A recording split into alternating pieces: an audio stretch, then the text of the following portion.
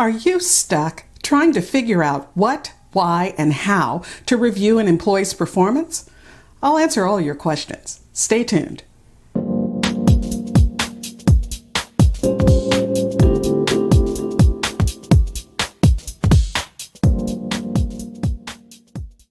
Hi entrepreneurs, I'm Vicky Brown, and you're in the right place if you want to engage your team, boost your business, and grow your leadership muscle.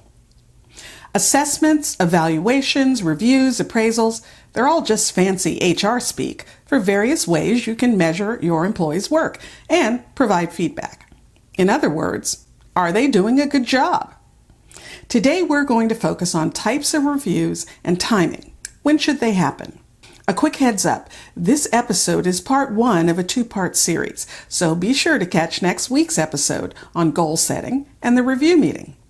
Giving performance feedback is a bit more involved than just saying good job every once in a while. Even if you just have one employee, having an organized process will make things much easier on you, manage the expectations of your employee, and help keep you out of hot legal water. It helps if you know some of the common review systems.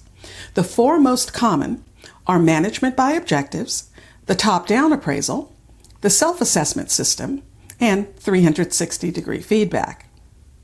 Management by objectives involves the employee and their supervisor collaborating on what the goals are and how you'll be able to tell when they're met, otherwise known as measurement. The management by objective system is a nice one because both sides get to work together to figure out what should be accomplished. The top-down appraisal is the one we all remember from back in the day. It's a very traditional way of looking at performance. The manager looks at the work and makes a determination. There's very little or no input from the employee, either on setting goals or reviewing outcomes. It's a very one-sided approach. Self-assessment programs involve the employee comparing their actual performance to the goals that were set. Sometimes they're even asked to develop a growth plan that shows ways that they can increase their performance. It could include things like additional training, education, or setting higher productivity goals.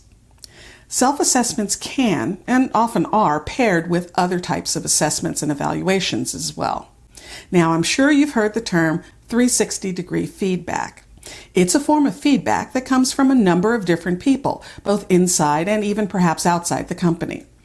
This way, you get feedback from multiple perspectives based on the relationship they have with the employee. A subordinate may have a very different perspective than a peer, which again may be completely different than a supervisor, customer, or even a vendor. Now, on to actually reviewing the employee.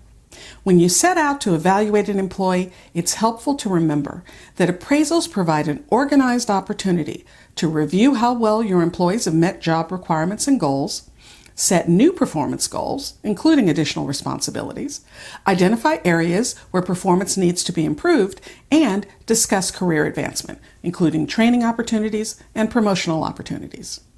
Now, I know we've all been in the situation where we want to terminate an employee for poor performance. And the first question from HR or legal is, where is the documentation? Appraisals aren't the only tool used in improving or correcting an employee's performance, but they are an important one. Also keep the legal side of the process in mind, because if you fail to clearly communicate standards and expectations, or you don't give feedback in a timely manner, or you don't allow the employee the opportunity to correct inadequate performance, all of that can come back to be a big legal problem if it turns out that you want to terminate that employee. And being inconsistent in measuring performance from employee to employee or holding different people to different standards, well, you guessed it, that just causes more legal pitfalls. Now, as you evaluate your team members, beware the horns and halo effect. This is a cognitive bias. Oh, big word. This is a cognitive bias that causes you to allow one trait, either good or bad, to overshadow other traits. So carefully reflect on your decision-making process and steer clear of biases. Another important tip, make sure you're looking at the whole evaluation period. Jack may have saved a project last week, but that shouldn't completely overshadow poor work in the preceding 11 months. Now, I like to break the performance cycle into 6 touch points: goal setting at the beginning of the year and spot feedback throughout the year. While the formalized performance appraisal would happen annually, it's critical that you provide ongoing feedback. Sometimes it's even helpful to have feedback touch points in a formal calendared meeting. I would suggest no less often than maybe every 2 months. At the 6 months mark, you would sit with your team member and do a mini review, evaluating their progress against the goals that you both set at the beginning of the year. It's also a good time to discuss any changes in environment, job duties, or other factors that could impact them achieving their goals. On rare occasions, you might find it necessary to adjust or adapt goals during this mid-year process. Then continue providing spot feedback throughout the remainder of the year leading up to the annual review period. And finally, immediately following the annual review, set goals for the following year. In the next episode, we'll talk about how to set goals and go through the actual process of holding a review meeting with your employee.